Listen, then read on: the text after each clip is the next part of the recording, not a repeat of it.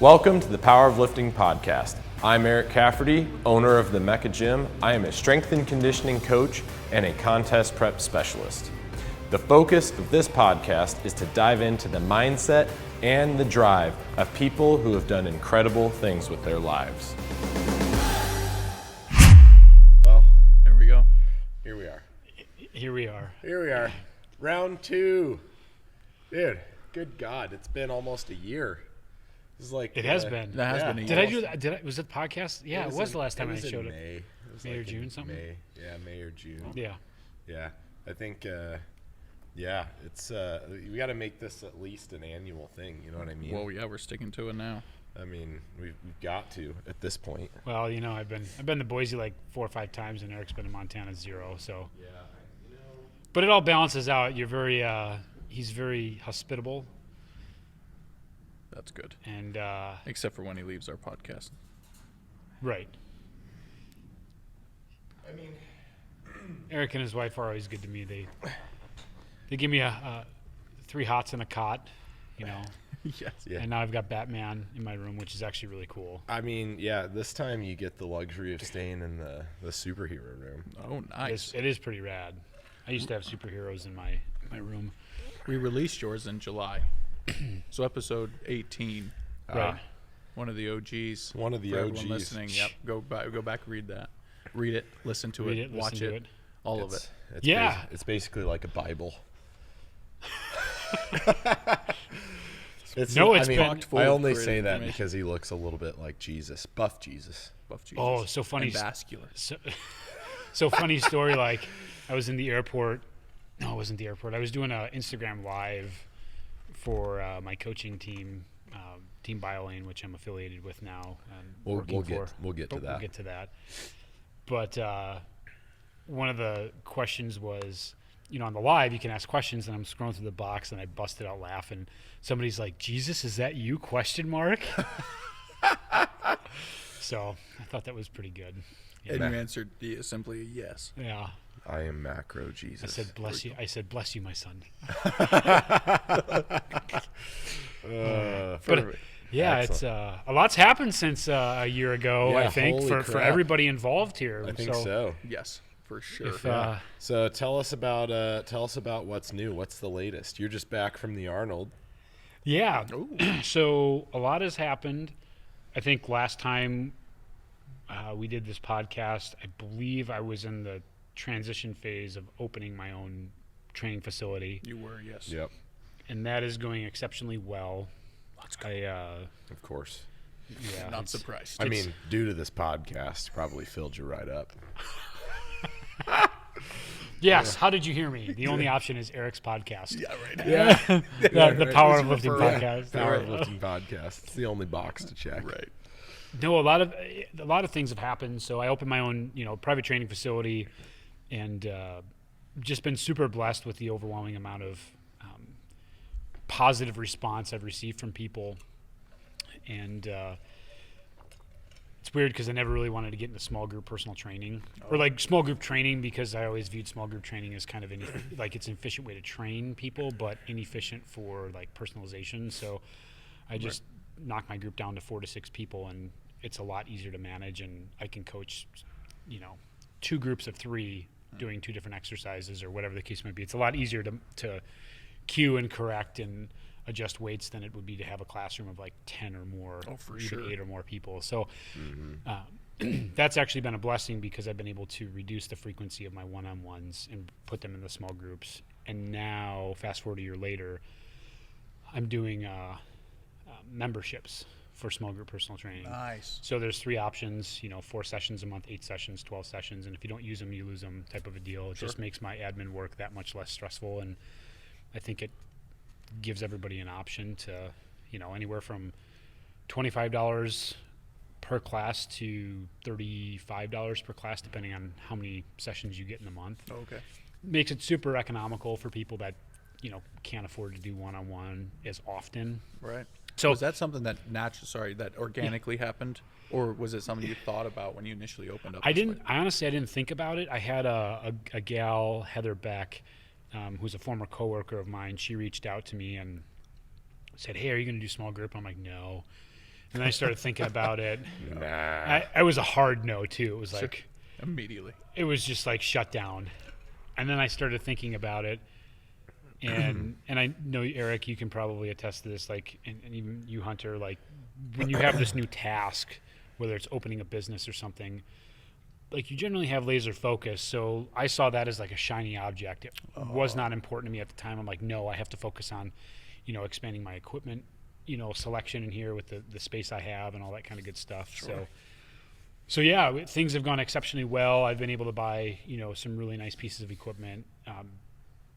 My facility is like 1,600 square feet for the gym portion, which is kind of cool because it makes you be a little creative with your selection of exercise equipment. I just got my Prime Prodigy rack in, which was freaking sweet. Yeah. Best addition I could have possibly thought. Is that your favorite one? You have a favorite piece of equipment? I actually like the Squat Max machine, honestly. Oh, okay. I think that's my favorite, just because it's so versatile. Sure. Yeah, so all the pieces have a unique fit for what I do. But yeah, it's been great. So, the transition to one-on-ones in my new facility has been overwhelming. The small group's been great. So I've just been really blessed in that capacity. And now I've just kind of been refining my business process. And I think last time we talked, it's, personal training isn't something new to me. I did that in grad school as well. And so it's just kind of, there's no book, and I know you could probably attest to this, Eric, there's like no book to tell you how to run a business. No, there's plenty of books. There's a lot of books to tell you how to run a business. But like, I mean, and they all suck. They all suck, because it's like, that book isn't like integrated into the flow of your particular business. Running a business is very nuanced, right? And if you try and take a generalized approach to it, I mean, right. It's not that it can't be successful, but it's tablecloth. It's just there's just missing pieces, So if you can fill in the pieces, sure, but I think taking different pieces from like books on business, books on leadership, things like that, like you can definitely get snippets here and there, but yeah, I mean, there's no book on how to operate a gym or a personal training studio. There is, and I know a few people who've written them, from a business perspective, but a lot of those business models are, made on kind of that fear marketing, and their business model is quite frankly trash in terms of getting actual results for people in the client experience. Right. So it's really tough to maintain both the client experience and having a successful business model, I would argue. It's almost like working, because I used to work retail and manage a large retail sporting goods store. And I kind of look at, I guess I would put a book about how to run a business similar to corporate. Like they kind of run on the same wavelength. Sure. Yeah. This is what they think is best, but they're not actually at the store in the trenches, like knowing what works. For sure. Right. And so I think there's a lot of maybe trial and error. And I think so many people try to spend like time perfecting their business, and they end up missing the mark. My business isn't like, it's me, right? Sure. So if I think something's going to work, I'll test it. And if it does, even if I get, 75% response rate, to me, that's a pretty good return on investment. If I do something and it flops, I mean, ideas are free, and I can run, I can do kind of whatever promotions I want. Hear that, folks? Ideas are free. Right. They're free. And when you work for somebody else, management does not value ideas. So be your own boss if you want. I have become extraordinarily fascinated with, I've always been with running businesses and stuff, and Eric's provided me an opportunity to help here, which I love.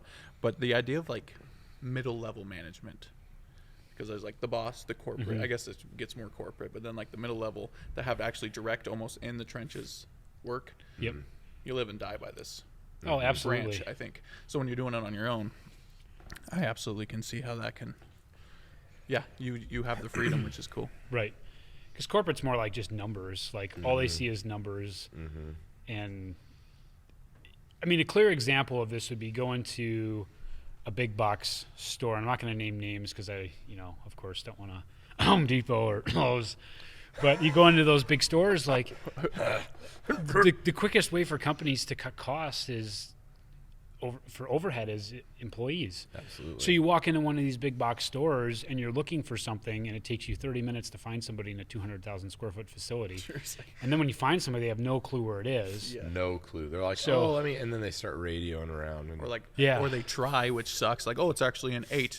yeah. It's like, no, that piece of wood is not in the lighting section, pal. Right. So to me it's just fascinating. Like, what's the point of having these massive stores if you're not going to hire the appropriate amount of people to make it flow and function correctly? So I would much rather pay 20% more for a better experience from point of contact to point of sale, and out the door. And we'll get into Eric's gym here because this is absolutely incredible. But yeah, to your point, we've talked about this recently too on the podcast. It's providing that value to your customers, right? And from a management perspective, the management can really affect the customer experience directly by how you hire the staff that actually manages the people, like talks to the people and has that face-to-face relationship with the customer, the processes in place and things like that.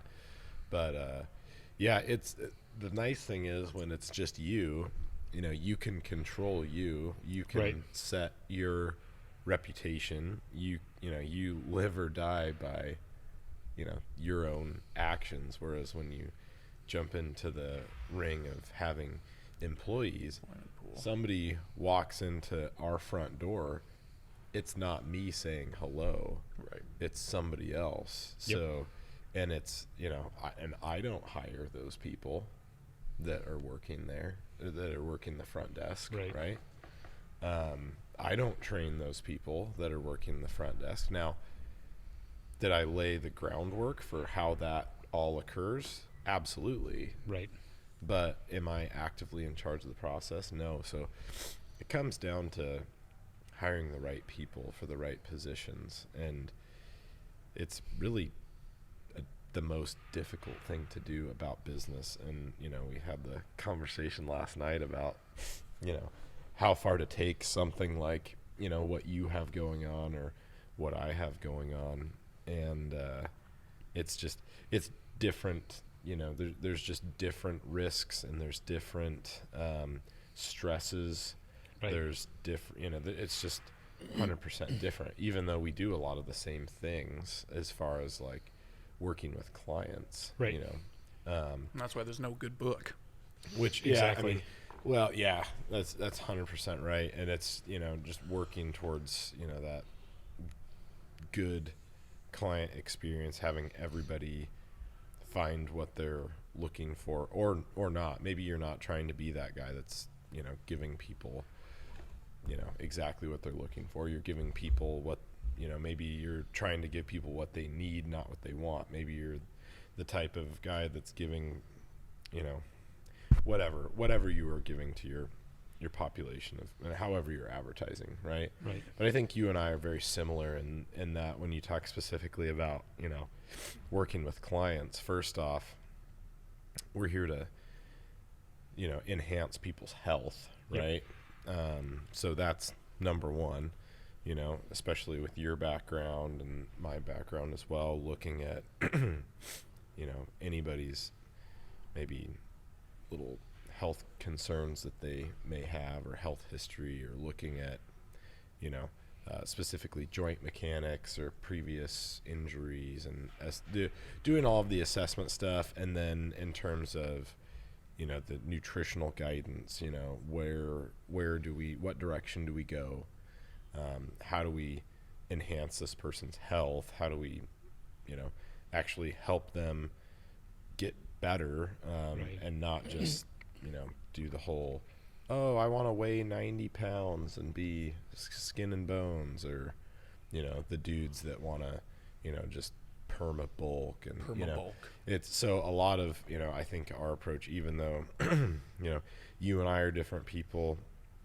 We have mutual friends that also do what we do that are very different than the both of us. I think the common thread is you have to look at the evidence and you have to look at the literature as a starting point. You know, that you have to use that for the basis. It doesn't have to be, you know, that's all you do. I think that people really get caught up in like, well, that's not in the literature, so I'm not going to do that. And it's like, well, you know, if we waited around until that was done, then we'd be not doing a lot of stuff, right? But things have to have a basis. You have to form a hypothesis and follow the scientific process if it's not already there, right? Right, and I think that's interesting too because, you know, I have to be evidence-based for the line of work that I'm in. You can't just like throw spaghetti noodles at the wall and see what the hell sticks and expect to be successful at what you do. And so, well, you can, but then you hang yourself. You give yourself, and you should lose credibility by doing so. 100%. But then also, you can absolutely trash somebody's body and mind subsequently. Right. From your line of work if you just do that. Like, it just can. I mean, we know people who've followed somebody, and then the next thing they know, they're the healthiest they've ever been. So, like, here's a good example, right? So, you get a client that wants to come to you, and a lot of times as a coach, you have conversations that other coaches aren't willing to have because they want to make a quick buck, right? And maybe get somebody ready for the stage or diet somebody down. But if you have as a coach, if you have a client, let's say, for example, that comes to you and they want to start losing weight. Body fat specifically, of course, we differentiate weight and body fat. And you look at their dieting history, their current lifestyle, et cetera. And we all know that in order to achieve fat loss, you need to, of course, be in a modest calorie deficit, control protein, lift weights, all that kind of stuff that's been repeated over and over, right? But based on this client's dieting history, the current calories position. in, calories out doesn't work, remember? Yes, and the earth is flat, and the sky isn't blue, and gravity doesn't exist. So you get a client that comes to you, right, and you know, like, okay, based on the evidence, you need to be in a calorie deficit. But that's part of the coaching process that's so, I think, I'll say beautiful, because you're coaching the person where they're at.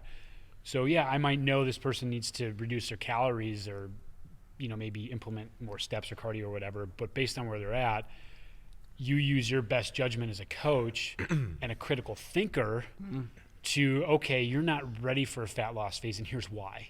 Because you've been dieting the last year, you know, you haven't been tracking correctly, you have chronic levels of stress due to, you know, maybe family or social or work circumstances, et cetera. So you have to have those conversations, and it's not that you're not following the science, it's like you absolutely are following the science, but that's not the priority isn't weight loss at that particular point. The priority is getting, you know, the person to maybe have some more non-scale victories that's going to build their confidence, build strength, et cetera, et cetera. Sure. Well, you know, the best example for that is you can't take nothing away from nothing. You know what I mean? So if somebody's not, you know, they're like, oh, I'm eating 1,000 calories and I'm not losing weight. Well, You're not eating 1,000 calories. Yeah. Well, the first option is, yeah, well, you're not eating 1,000 calories, right? Typically that's the case. And if they are eating 1,000 calories, then, you know, they're probably not moving a whole lot. But right. I would say the biggest issue as a whole that, you know, we run into with new people is certainly the inability to give accurate information on all fronts, and especially nutritionally speaking. You know, we talk a lot about, you know, perspective. We talked about some perspective last night too. People's perspective on intensity with exercise, people's perspective on what accurately tracking your food looks like. And, you know, you can really get into the weeds with that in terms of, you know, some people, you know, just they suck at tracking, right? So that's an issue. Or some people just refuse to track, right? And they want to, you know, they hear something online about how, well, you know, my favorite Instagram influencer says that I don't need to track macros because that's not healthy. They're and right, blah, clearly. blah, blah. And like, oh God, clearly somebody was very damaged by tracking macros at some point. Like, you know what I mean? It's just, it's a lot. We deal with a lot of that, you know? Well, and it's interesting because people that self-report, you know, there's a study out that that clearly demonstrated people who are self-reporting like a 1,200 calorie intake, they were actually consuming over 2,000 calories a day. So like, It's a big difference. and I've actually had those examples when I've you know, taken on clients, Yeah. you know, I have them track accurately. And then another example would be, and I'm going to use a current client, I won't name names, and this was a learning experience because they weren't losing weight and I was adjusting food down and down, and I'm like, okay. So I said, can you send me screenshots of your MyFitnessPal? Yeah. And I started to see measurements in their like cups, tablespoons stuff, and I said, take your Kodiak, because Kodiak cakes was one of the consistent breakfast foods, which is it's a great breakfast food. And I said, I want you to take that one cup and I want you to weigh it out and I want you to compare the weight versus the cup. And he was significantly off. Oh yeah. So for those of you listening to this, using cups, tablespoons, things like that, there is a significant margin of error, which is why it's important to spend $20 to $30 on a scale, weigh your food. And his error, the error in reporting was anywhere from 150 to 300 calories a day, which is significant over the course of weeks, months, et cetera, when you're trying to, you know, implement a fat loss phase. So it was really a cool lesson learned. And so, you know, that's part of that critical thinking skills as a coach is to, you know, look at the guidance you're providing and then it's the same ask. thing as somebody saying like, oh, one medium banana, you know? Yeah. What's medium? you're Like, like- it's perception. What's medium, Yeah. right? What's medium? Are we talking, you know, 6 inches medium, 8 inches medium? Like, what are we talking about here? 4 inches medium? I mean, schmedium. Medium? That'd be medium. Yeah, I mean, so define a medium-sized banana. Who knows what a medium, you know?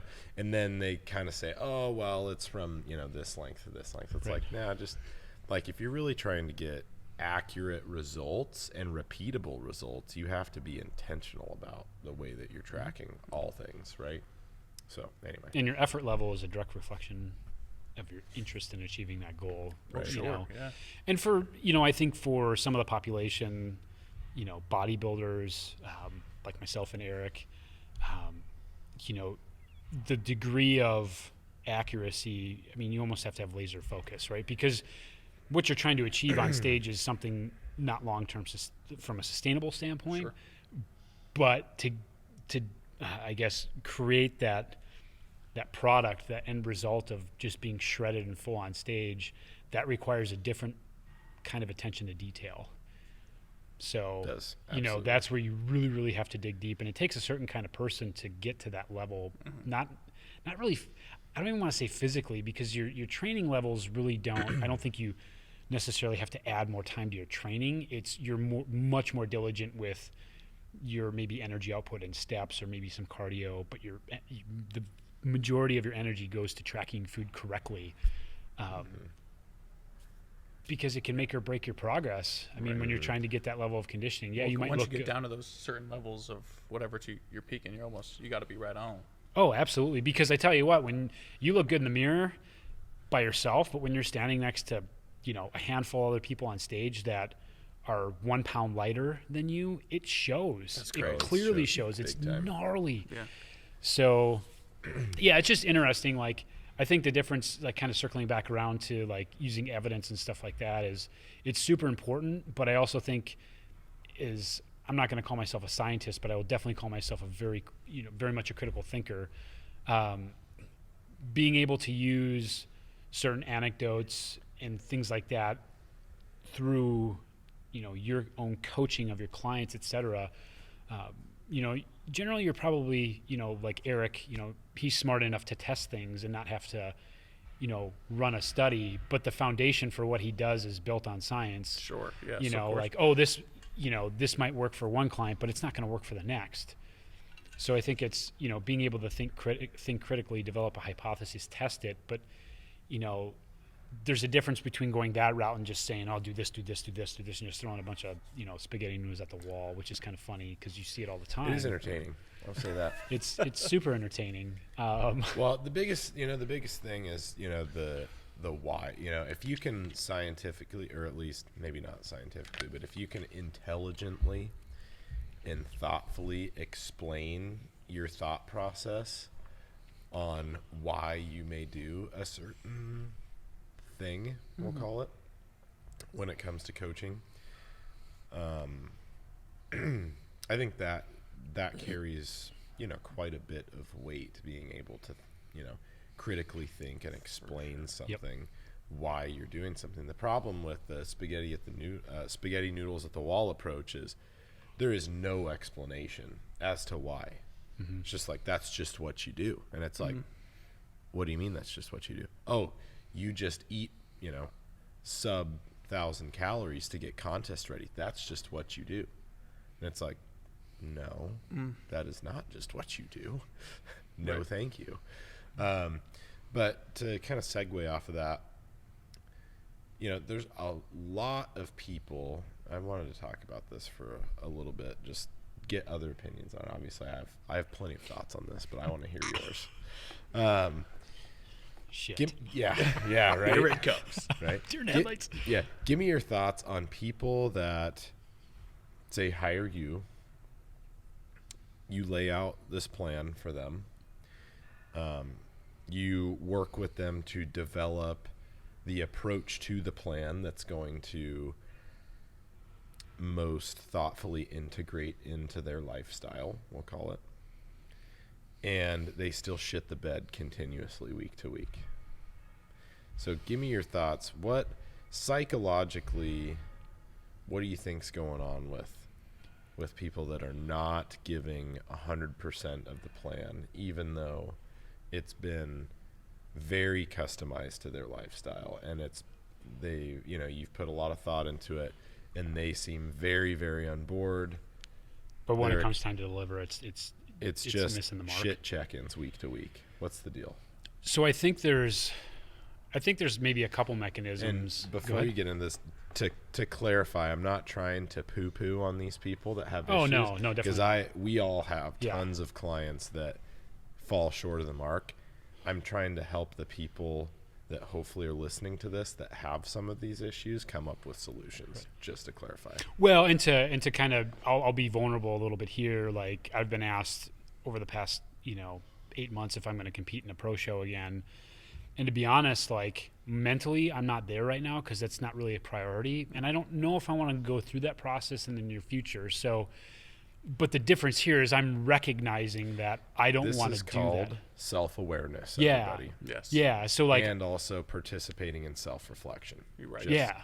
So it's like, write that down before we move on. And I made a post a while ago about this, and if I'm getting off task, wrote me in here about the reasons that got me into bodybuilding are not the reasons that continue to keep me involved in competitive bodybuilding. Yep. Initially, it was very superficial. Obviously, it was to push myself. Sure. But it was very superficial. So I think having an understanding of what it takes on your end as a client to get from A to B is going to be very, very important. And is that something you're willing to do?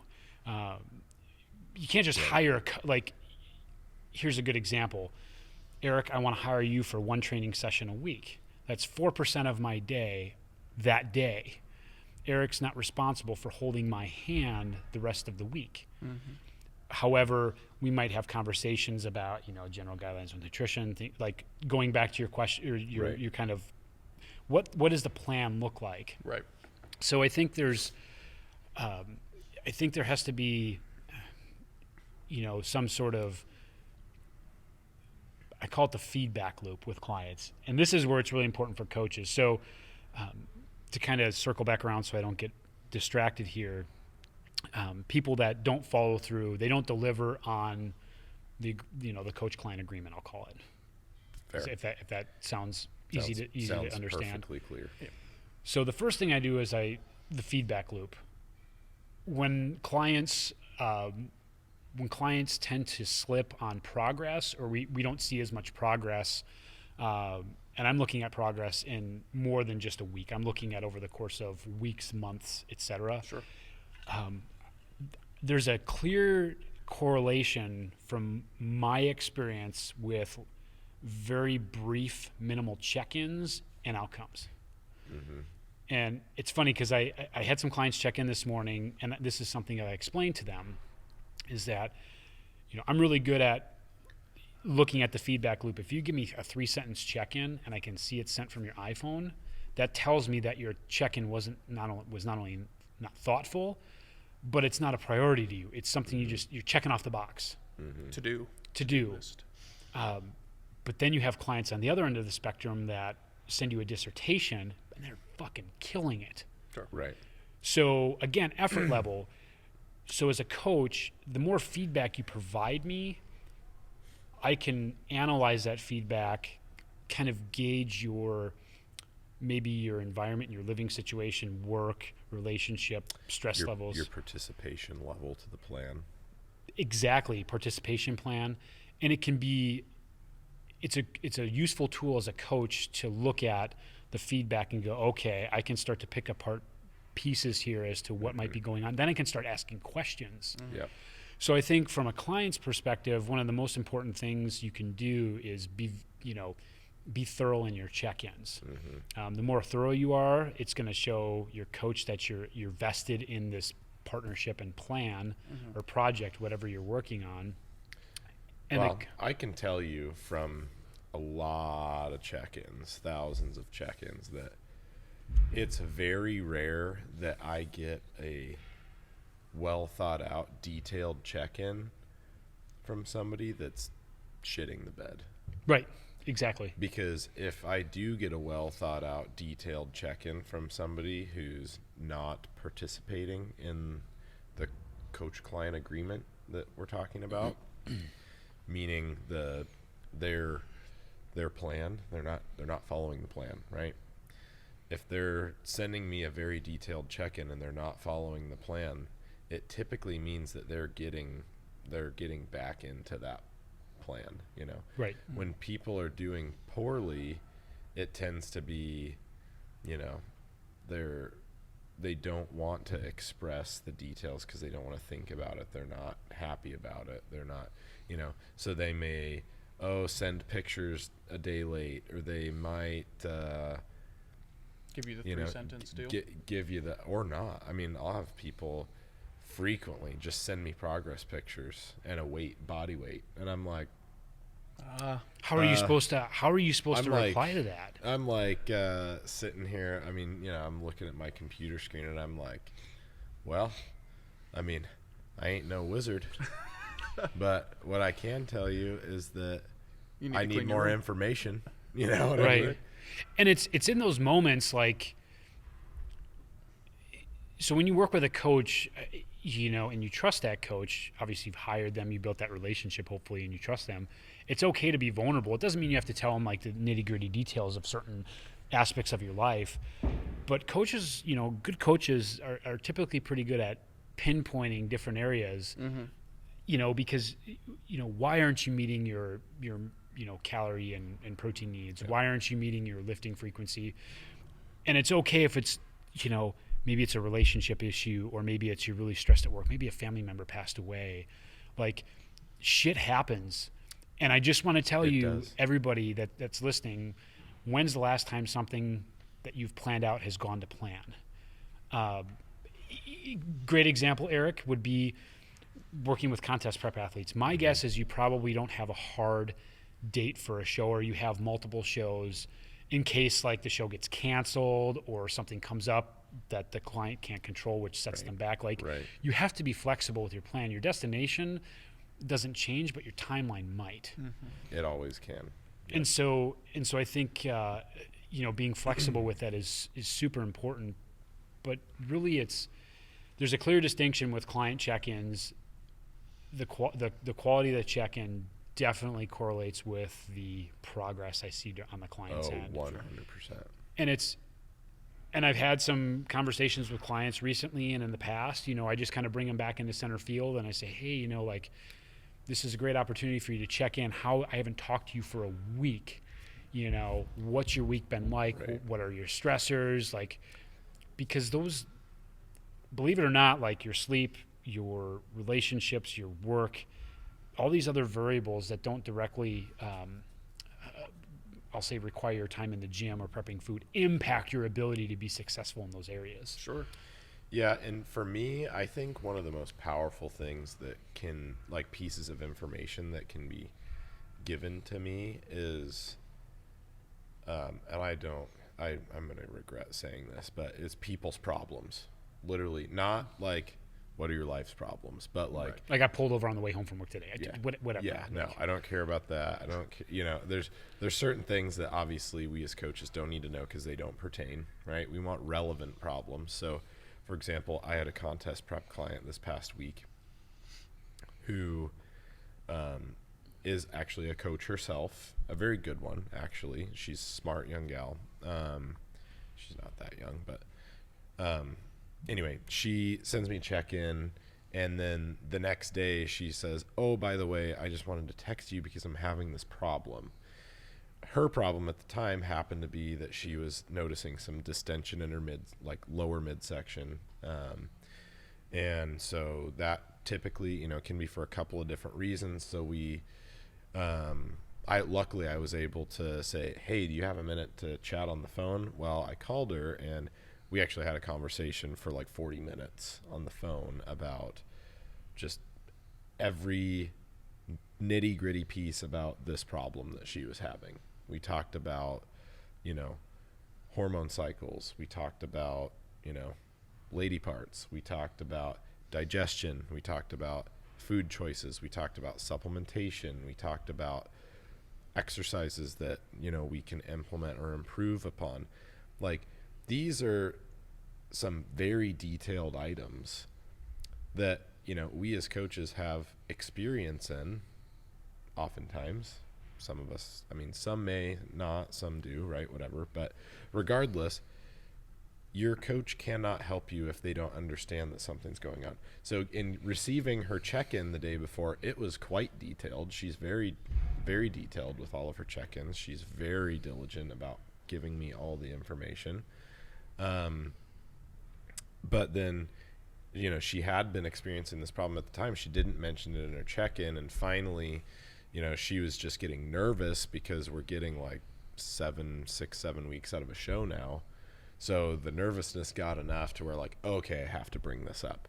Like, bring that stuff up. Yeah. Right. Like, don't let it fester. If you're having an issue and you can see something's clearly a problem or going to be a problem, bring it up sooner than later. It's like pointing out the elephant in the room. Like, oftentimes, like, this gal lives in another state.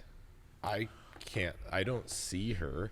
I only see what I see in videos and what I see in photos, which, you know, is Never something, perfect. but it's not like I'm watching her move around in her daily life, right? So I wouldn't have ever necessarily, unless it was very apparent in her pictures, right? But it's not very apparent in her pictures because she's very diligent in her training and her posing, and she can disguise a lot. But it doesn't mean that that's not an issue, because on contest day, we could say, oh, like, there could be some distension there, and a little bit can go badly, right? So anyway, bringing stuff like that to the coach's attention, that's kind of exactly our point, you know. And if you're not having any problems and you're still not being detailed with check-ins, like, that's the problem, right? Like you were saying, I think that's a really good point, is you have to want what you're working towards, and you have to be willing to work for it, and you have to be in the right headspace. Yeah. Because I am right there with you. If I'm, say, you know, oh, I should, you know, go into a caloric deficit and try and, you know, get a little bit tighter for XYZ reason, right? Like, I'm going to think about that for a little while. I'm not just going to think like, oh, I should do that.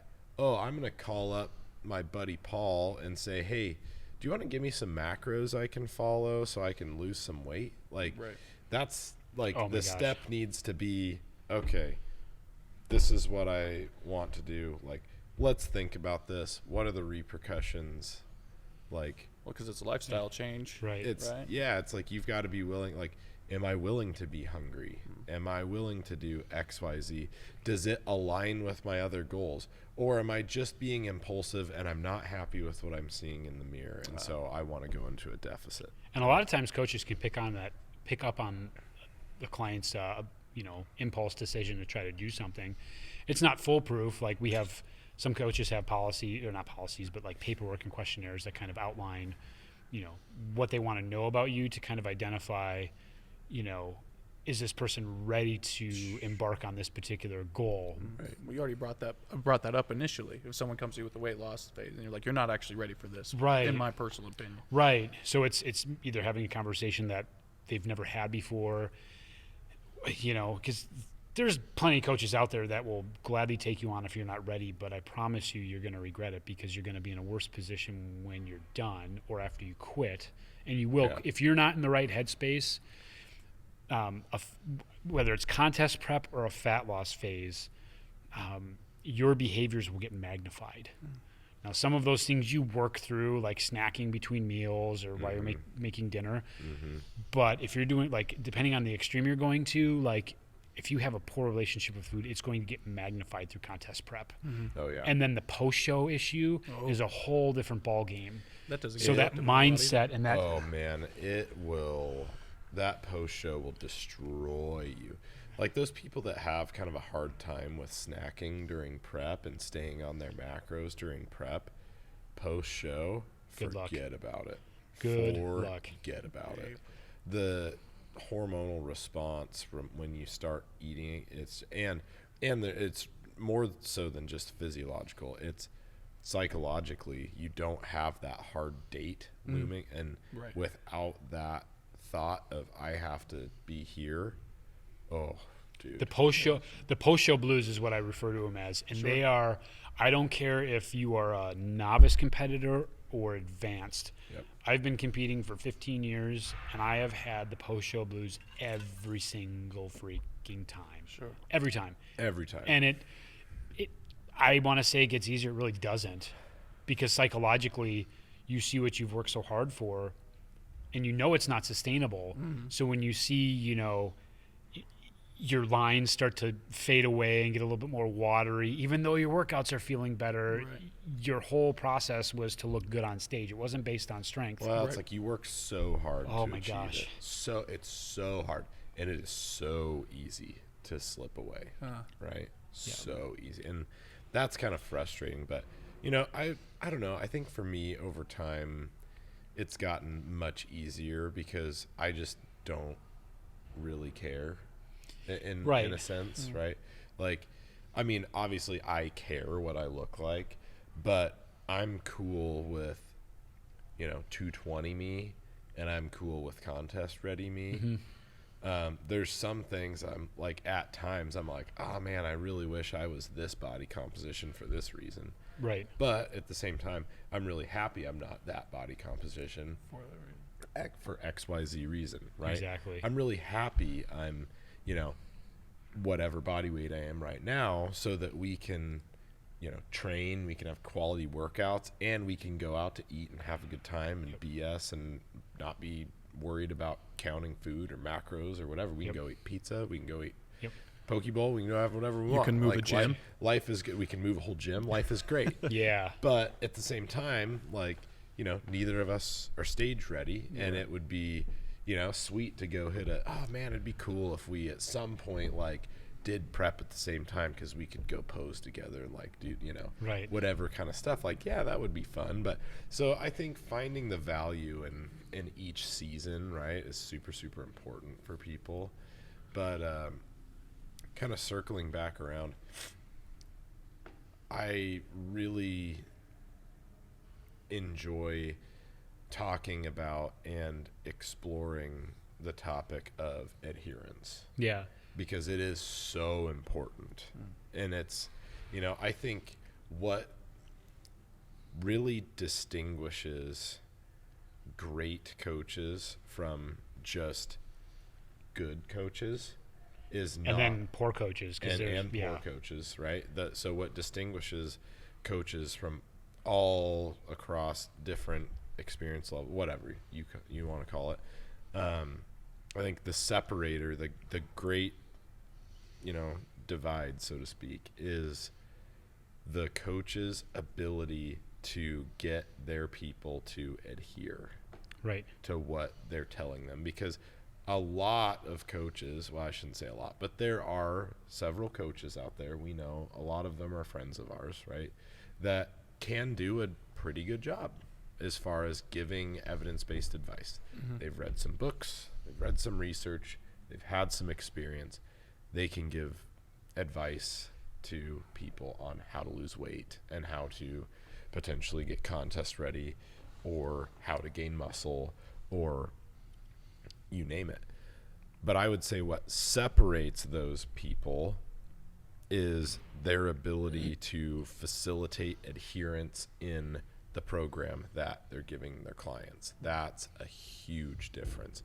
How are you, doing that, right, with clients? Like that's a huge deal.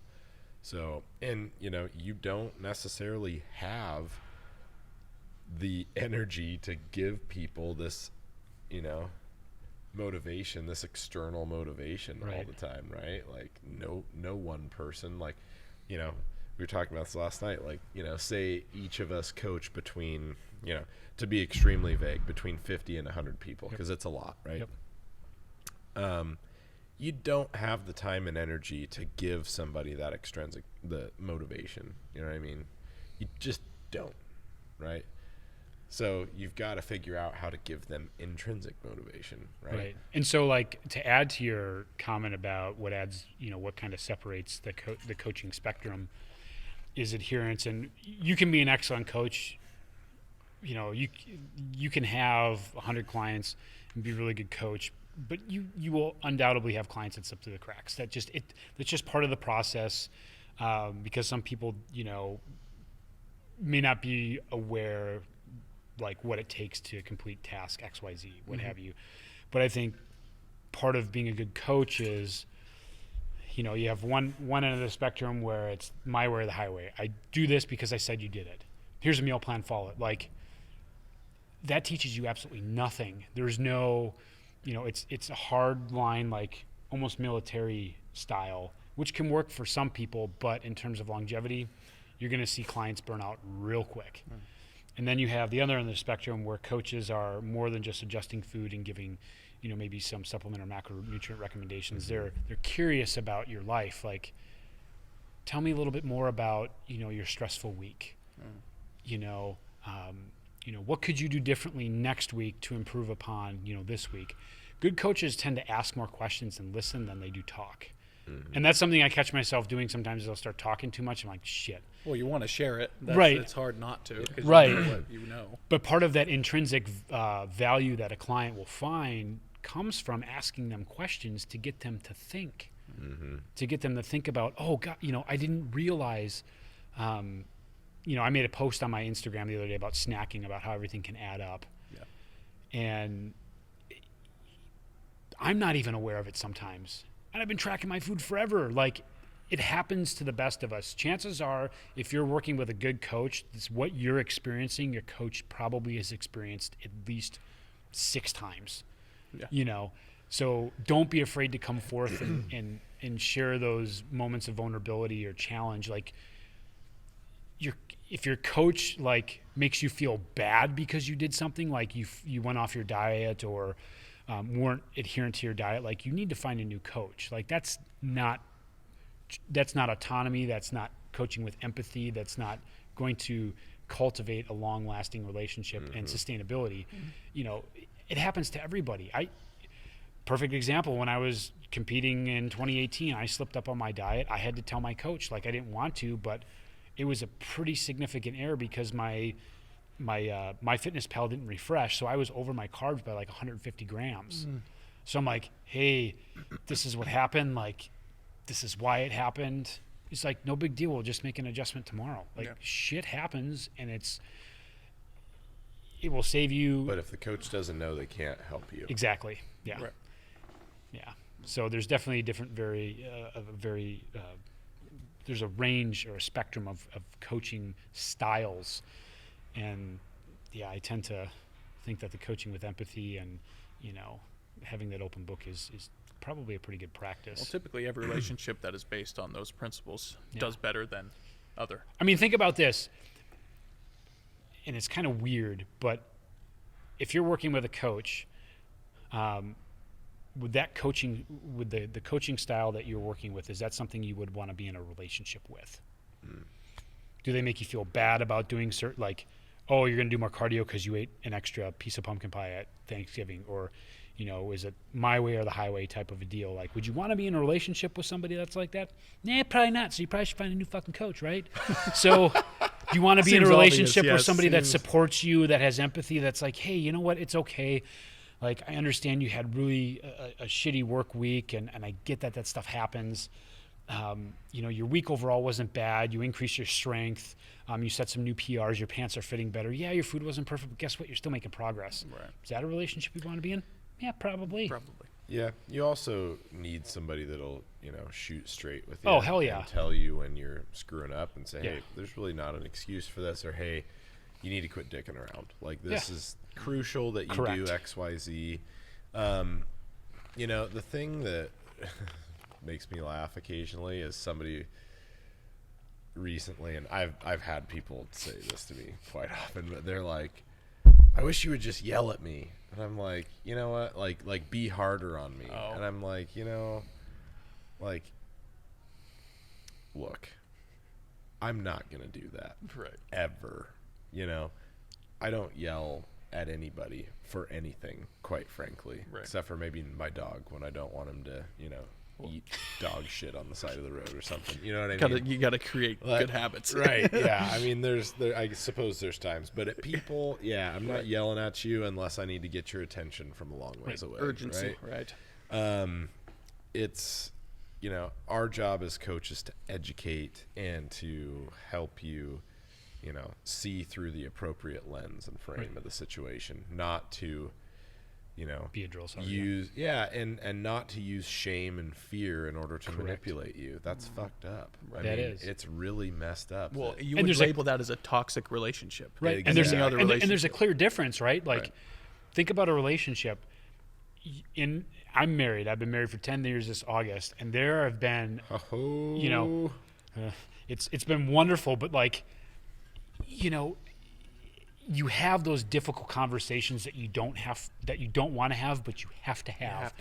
And that's the difference. Like in coaching as well, like Eric was talking about, there are conversations and things that you have to, I'll say, put your foot down on, or stand your Yes. ground with certain aspects of that coaching project or relationship, just like a regular relationship.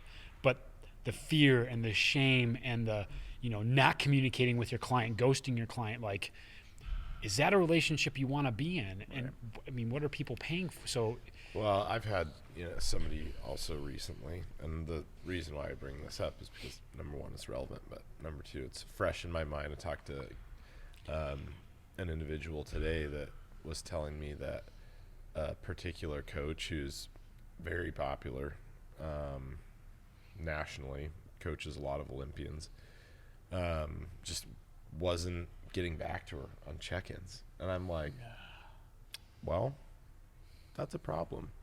You're in your off season, and I realize, like, in your off season, like, things aren't as time sensitive, right? But to not get back to somebody at all is not good.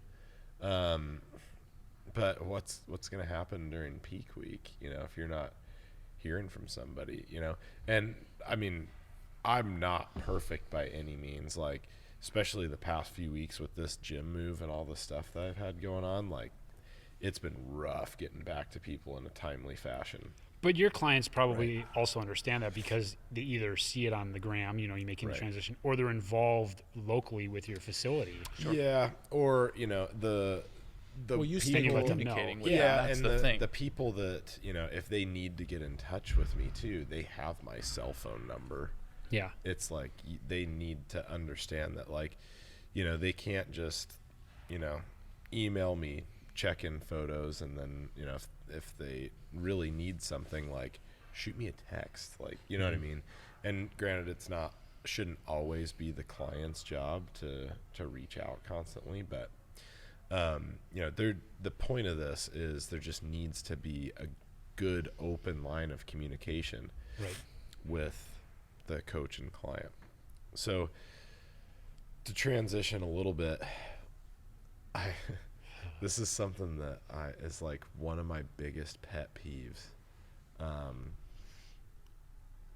It's so to preface this. So do you know the Brook Bush Institute? Have you heard of those guys? So it's this PT that does educational stuff.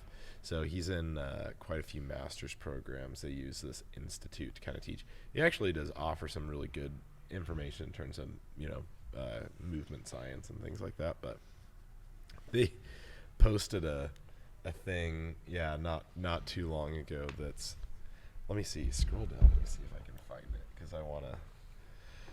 You're gonna. Side note. You're gonna laugh. I was just going to say side note, where he's trying to find that. When we were talking about like building a successful business, finding, you know, really quality people is not an easy task. And I just want to say that Eric's done an exceptional job. I know, Hunter, you've been with Mecca for a while, and it's good to see you a year later. You know, and I don't know how long you've been here, but, you know, quality people like you are hard to find. So I know Eric appreciates you, and I know he expresses that on a regular basis. So That's very kind. Thank you. So diving into this type of a topic. Oh God. So this is a topic. There is no greater sign of ignorance in our industry than an individual who equates knowledge with physical appearance and performance. Thank you. That is like, and I think we kind of brushed on this last. So this is the pet peeve you're getting at here? Yeah, This is the people. I kind of think about this in two different ways, and this is why I wanted to bring this up again, because this is something that I battle with, not like, I don't like stress about this by any means, but I do think about this occasionally. So I want this to pertain specifically to contest prep. Oh yeah, Okay. for sure.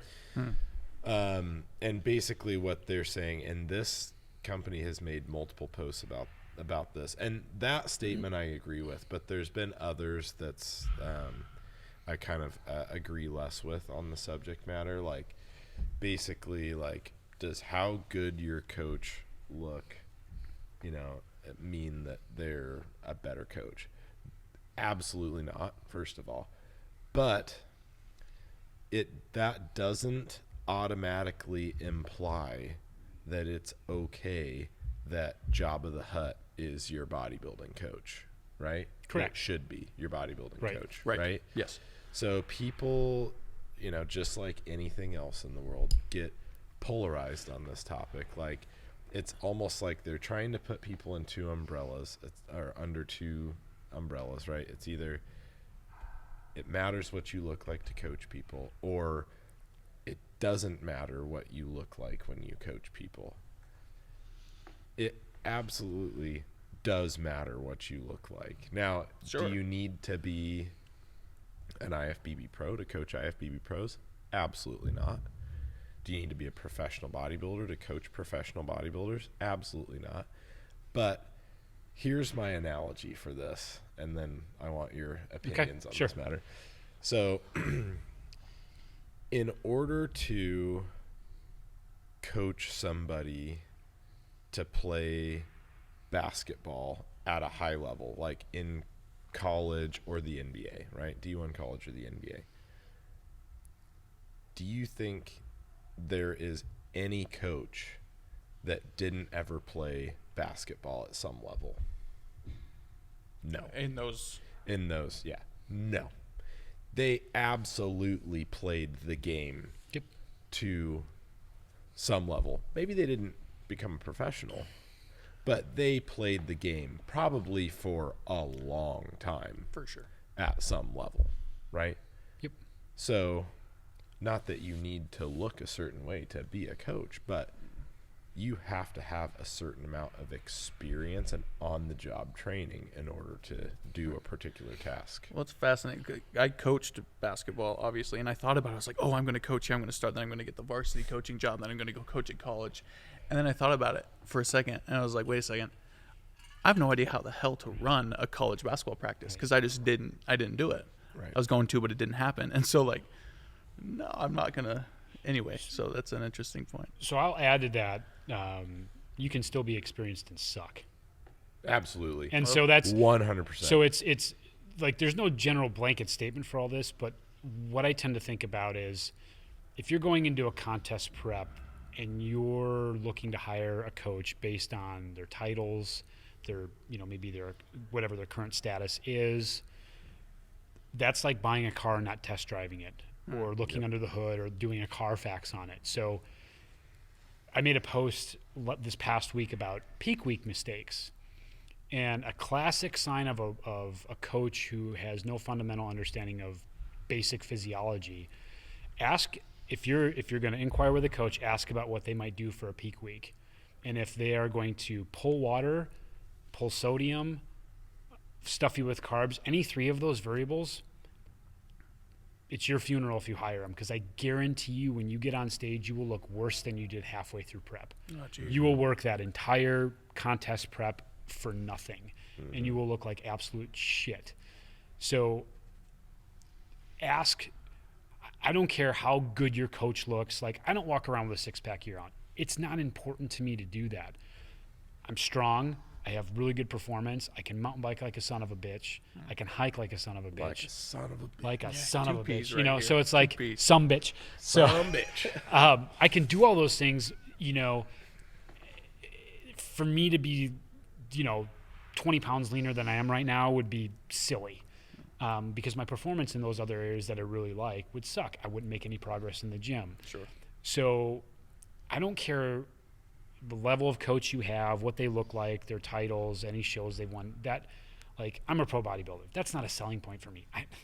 It was just a personal achievement, really. So really badass one, by the way. Which is great. I get it, but it's like, ask your coach that you're thinking about hiring, ask them for at least a half a dozen reviews or references, and call those clients that they have worked with specifically for a contest prep. Past clients, not current ones, past ones that they don't work with anymore, or even current ones, I guess, and find out what their experience has been like. And you will truly find out what it was like. That's cool. Oh, yeah. Back to your point is if they're experienced, and because, yes, you guys might not be, like, stage ready, but we walk in here and us regular population, like, damn, those guys look good, right? So it's like you're going to look a certain way. You're going to want it because it's just part of the... Here's the thing. If you have a certain level of knowledge and understanding and you coach people on how to be healthy, you should be able to be at a certain place yourself without much effort. Sure. Right. Like, I can kind of hover where I'm at right now without much effort because I do things, in an evidence-based way, and I don't have a lack of self-control all the time, and little asterisks. And in general, I'm intelligent about my actions, which that's not everybody.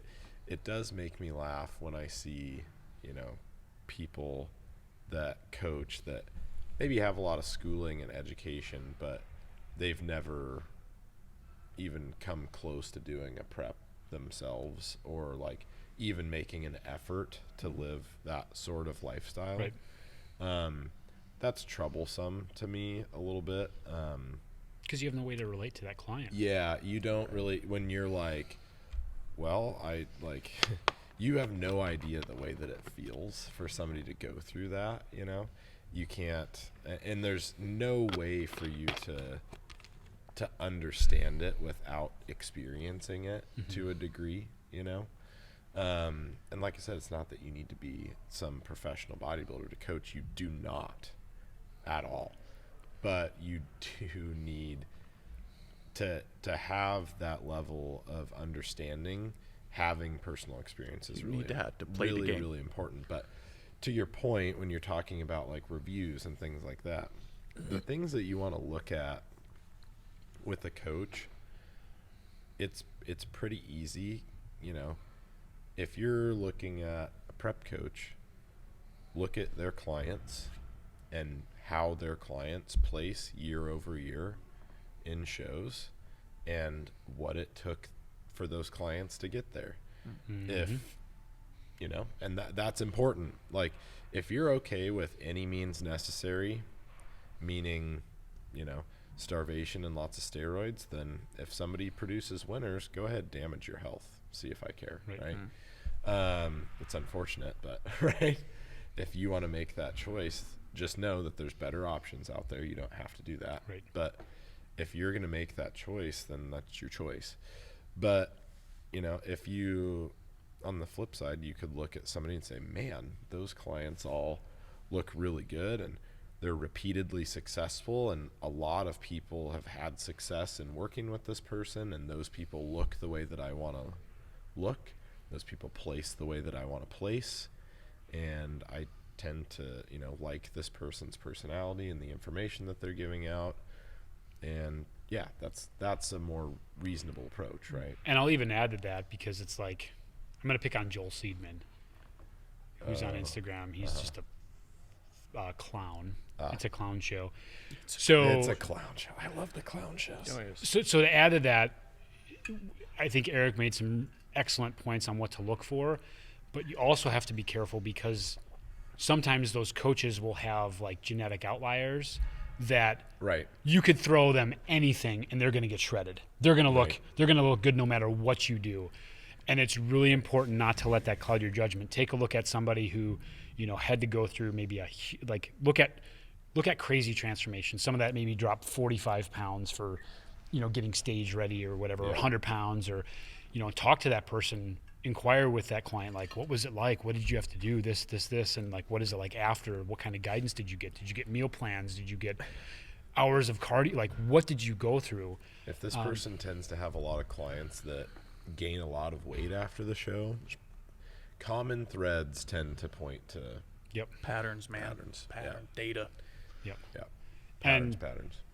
And I can pretty much guarantee you, anybody, any contest prep coach that gives you a meal plan, you're not getting a personal approach. They're giving that same meal plan to probably a handful of other clients. It blows my mind. There's some of the most popular coaches in the IFBB and in PC are just clowns that give everybody the same thing.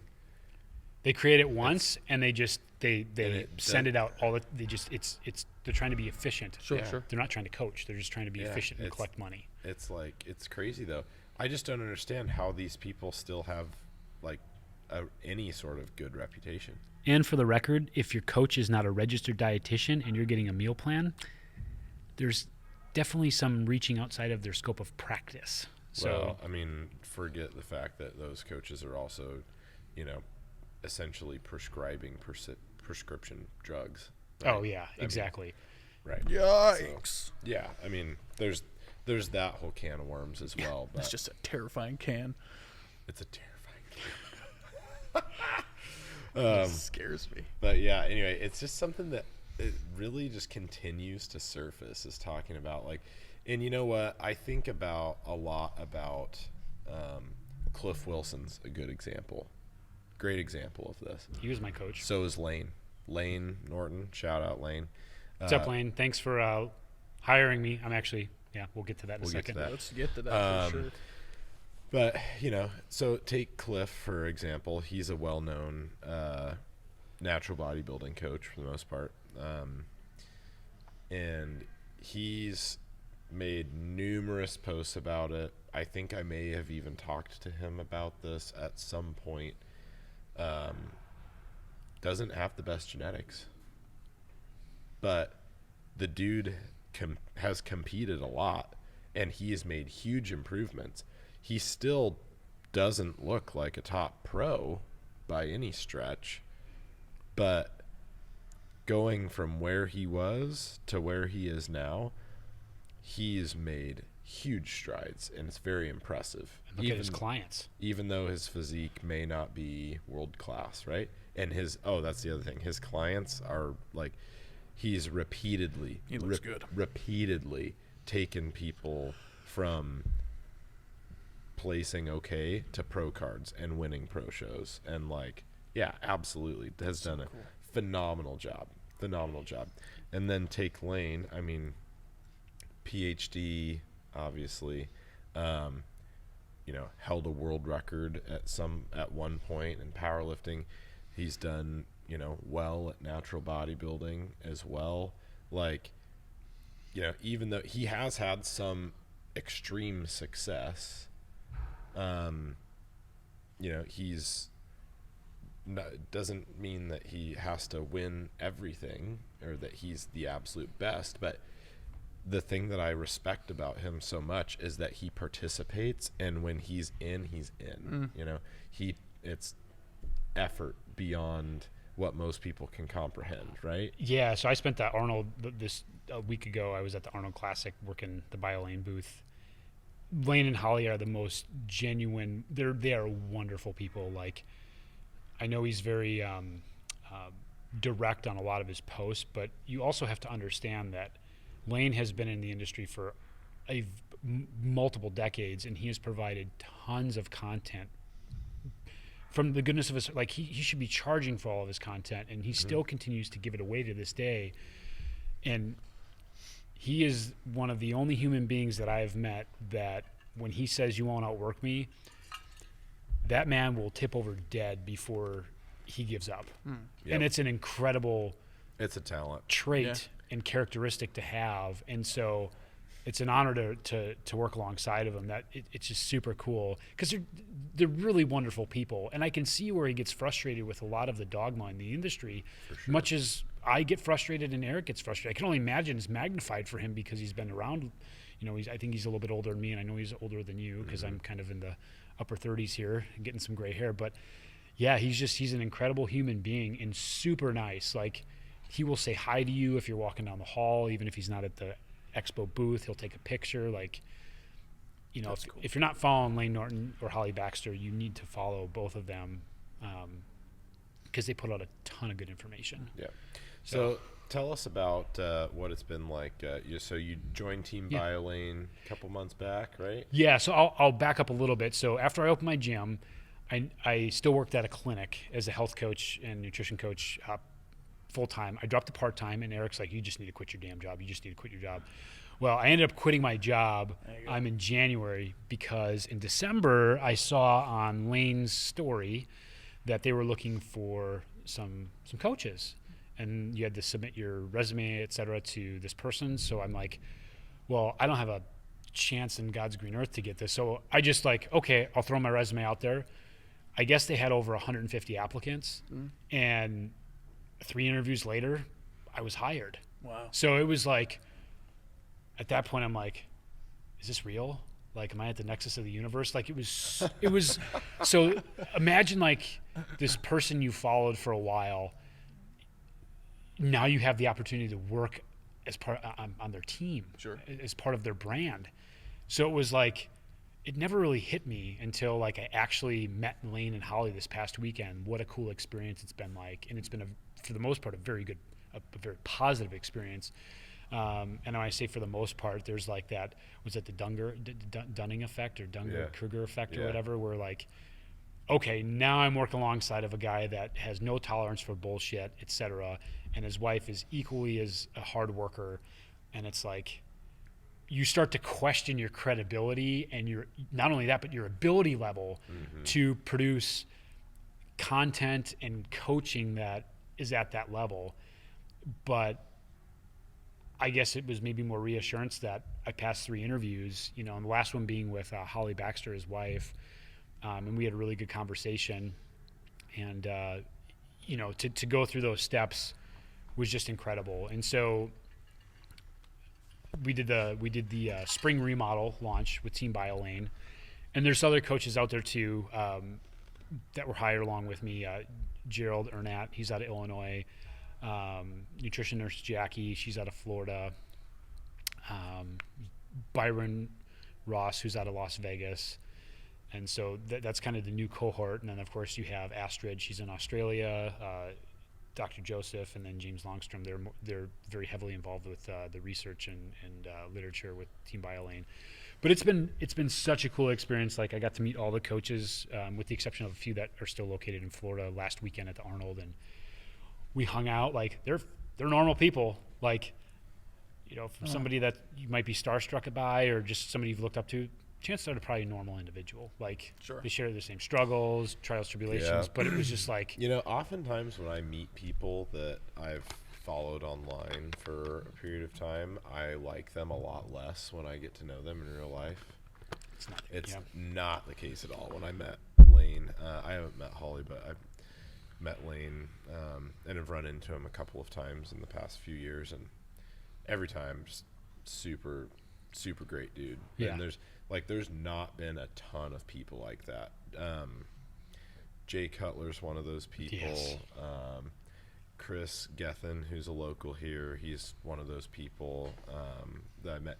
There's actually more people in the fitness industry than I would say in other industries that I think are like kind of more I've liked more after meeting them. Yeah. But Layne is certainly one of those people that you know, I think is just, I actually like him so much more in person than Yes. I do his online persona and just his presence online. And yeah, I know a couple of people that are like that, but Layne certainly stands out as one of those people. Like, I would totally be, you know, down to hang with, and I think he's a cool dude for sure. Yeah, Eric's one of those guys too. And so are you, Hunter. Like, I don't I am not to that level of popularity, but it's thank you. Pretty close. No, but you are when it comes to the decent human. I was going to say the same thing about you, Paulie. When we first were going to do the podcast, he's like, I'm having Paulie come into town. I said, awesome. And I did some research on it. I was like, this dude's sick and vascular as hell. And then you come in and there you are. No, it's been awesome, man. No, but like the common theme. So we worked the booth, and it was cool. I had a few clients actually that showed up to the Arnold and came and said hi, and that really did. Cool. That just like made my weekend. I'm like, wow, like. But there's a common theme from fans of Team Biolayne when they came and talked to our booth, and specifically Layne and Holly, that they really appreciated the information that they continue to put out.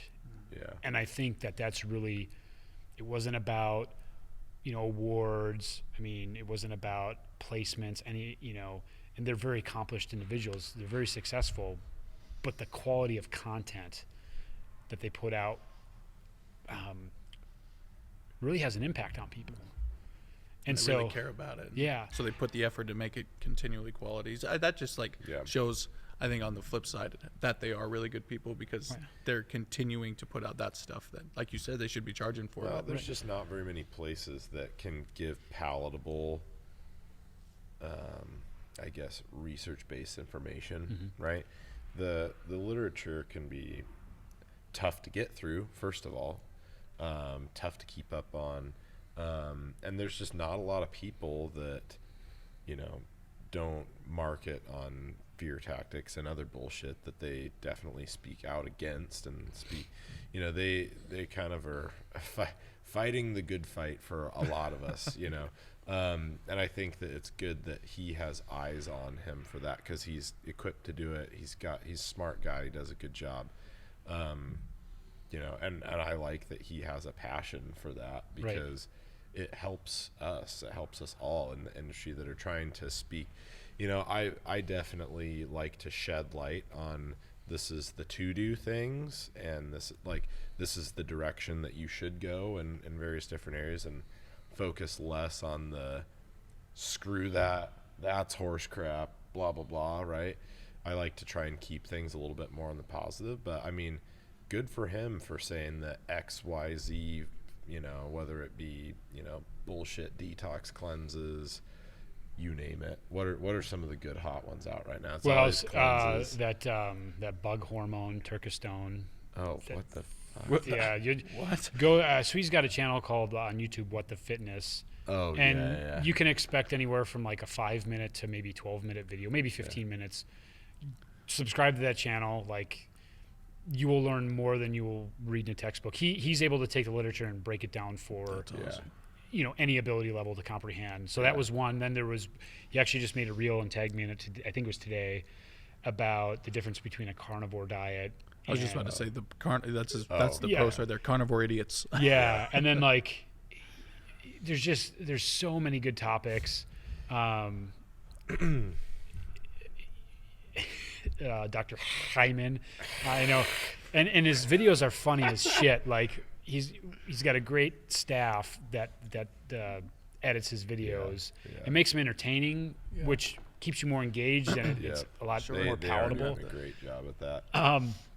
But then we destroyed Dr. Stephen Lynn 3 weeks ago, and all of our coaches went a boxing round with a post about fruit causing he was equating fruit to liver toxicity and alcoholism, Jesus and it was criminy. son of a fuck. Yeah. I know that's who says that? What the hell is even that, right? So we all just kind of went rounds with this, and it's amazing. Like, if there's a fad in the industry, chances are Team Biolayne or Layne has made a post about it. Yeah. So, Dude, it's the carnivore, and what's his name? Dude, who's my favorite idiot? Liver King. He's a idiot. Oh, dude. Big Trend fan of Maloney Liver King. sandwiches, Liver King. No, who's the guy? We're talking celery juice guy. Oh, dude, Jesus. that is the worst. That is the worst. But no, maybe it's the carnivore guy. I forget. There's so many freaking idiots out there. Wild ride. I just love, Layne's take on the whole situation. It's really a good form of comedy, honestly. Right. But You learn something. yeah, I mean, for sure. Like, all he true. does his due diligence. I think my favorite thing is when he did that whole write-up on what the hell was that movie? Oh, it was a documentary. The freaking vegan one. It's something game. I'll find it on Netflix I'm right glad now. I can't remember because it was that terrible. Oh, dude, I had to turn it off. The hell was it called? Layne did a whole write-up on it. It was brilliant. And he spent hours. It was almost dude. like another thesis with the amount of time he spent. Oh, man. I was like, man, respect to you. That is incredible. Like, I'm not going to spend the time, take the time. He literally stopped all of his other work. It pissed him off so bad. It's like, hold on. And I'm Wipe like, my schedule. I'm Getting like, those yeah, I rounds. mean, that pissed me off, but not enough to I'm going to completely stop my life and do a dissertation on this. He did, which is commendable.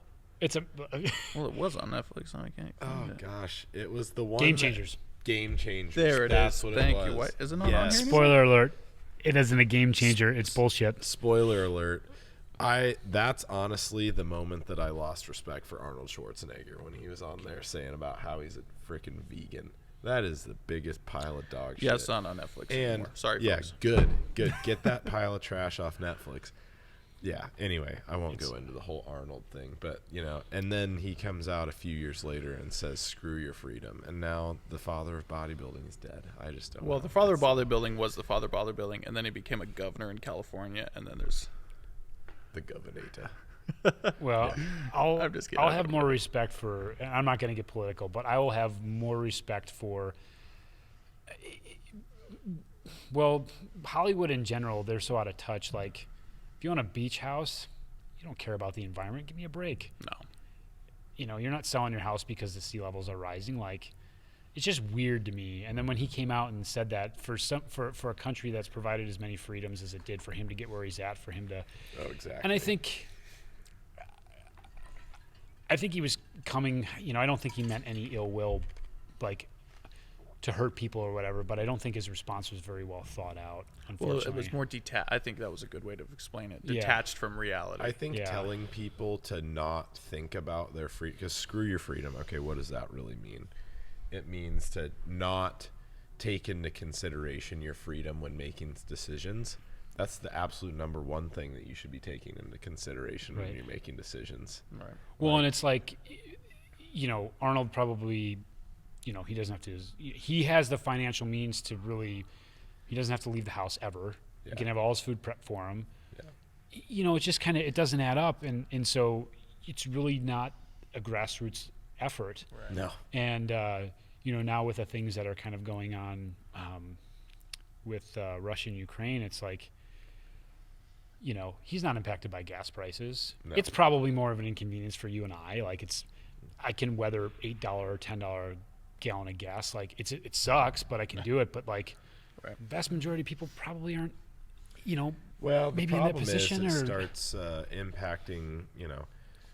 It's one thing if you're talking about just it's impacting your ability to drive places, right? Right. Mm-hmm. I can walk to work, doesn't affect me at all, Yeah. right? Basically, but we still got to eat. Those gas prices impact everything else that Every we other buy. part of things. Like everything that gets shipped, everything gets shipped now, so it impacts more than just that. But anyway, Let's get off that we don't topic. need to. Nope, we I don't don't. need to open that can. No, of we need to worms. talk about the celebrities singing that song when COVID first started. Remember that? no. Oh, Celebrities got on no. and they sang that song called Imagine. I think it's what it's called. yeah. One in there, and they started singing. I don't even want to talk about COVID. I think we need to do a quick advertisement. We should for our friends across. for those Trader of Jose. you- for Trader Jose. For those of you that don't know, our new Mecca location is right next to Trader Joe's, or as I like to call them, Trader Joe's or Trader Jose's. And Nicknames for I days. know it is what it is. No, but those Cinnabons were delicious. So Trader Joe's has frosted cinnamon buns made with a sweet cinnamon filling and topped with a cream cheese frosting. Delicious, served warm.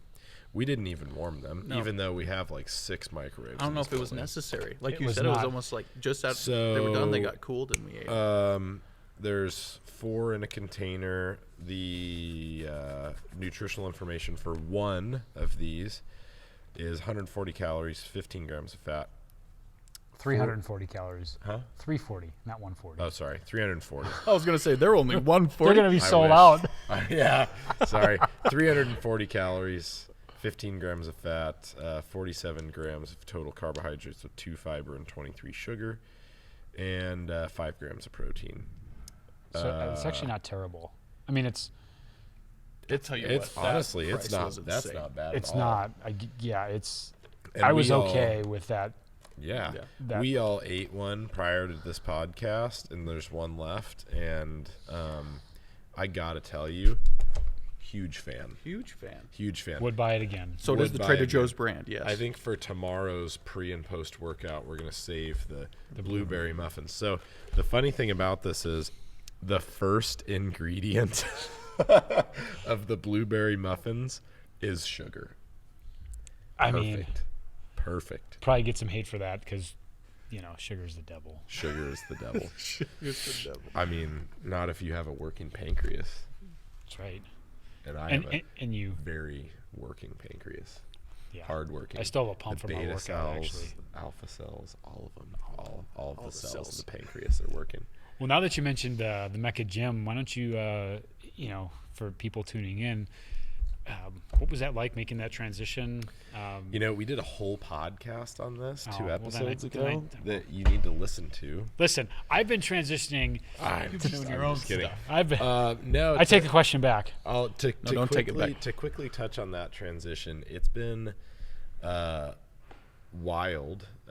For one, I've been so incredibly busy. I was like, oh shit, Paul's coming this weekend. Just came like that. I'm like, holy crap. I sent you that text yesterday just to make sure you didn't forget to pick me up. Yeah, Good no, call. I appreciate Good that. call. No, Yeah. no, I had it on my calendar. No, we're good. As long as it gets on my calendar. Now, if not for all the people that I have on staff and helping me right now, if not for my wife, I would be like up a creek without a paddle right now. So, but no, ship's holding together. We're doing great. It's amazing. Yeah, it's been awesome. Because I saw this when I was here last year when it was the shell, and there was, it was kind of like the blueprint and to walk in, and it's still not complete, but it's. I don't think I've ever been to a gym where it's been that steady with customers throughout. I've been here all day, and it's been incredible to watch. And You've got a great staff. Hunter, I can't say enough good things about Hunter. Finding quality people really He's pretty all right. Yeah. I mean, he's kept me around, so I'm obviously doing something right. Yeah. It's because you feed me blueberry muffins. Yeah. I think it's the opposite, actually. Feed me the blueberry muffins. But, well, Paulie, we're going to get you on the podcast again before you leave town. We're going to do a round table. Got to do a round table. We need to get done bullshitting. I'm hungry. Dog needs to pee. I got to pee. I'm sure we all need to pee. It's just. I already peed. Oh, good. That's why the coat's on my lap. I already pissed. Luckily, we got a rubber floor in here. Yeah, right. Just mop it up real quick. All right. Well, it's good chatting. It's been Paulie, real. Thanks for having me. You're the man. Thank you. We'll talk to everybody soon. Thank you for joining us on the Power of Lifting podcast.